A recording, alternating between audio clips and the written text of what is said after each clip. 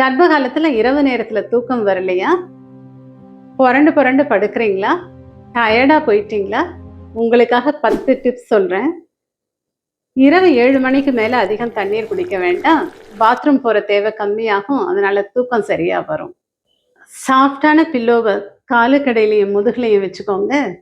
Coffee tea நிச்சயமா எடுக்க வேண்டாம்.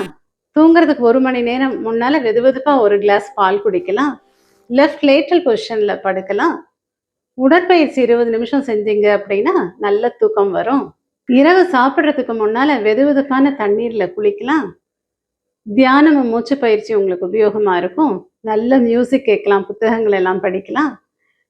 சத்தான உணவு சாப்பிட்றப்ப மசில் கிராம்ஸ் வராது, தூக்கத்துக்கும் வழிவகுக்கும். இரவு உணவை ஒரே நேரத்துல சாப்பிடாம பிரிச்சு பிரிச்சு சாப்பிடலாம். ஸ்கிரீன் டைமை நிச்சயமாக நீங்க அவாய்ட் பண்ணணும்.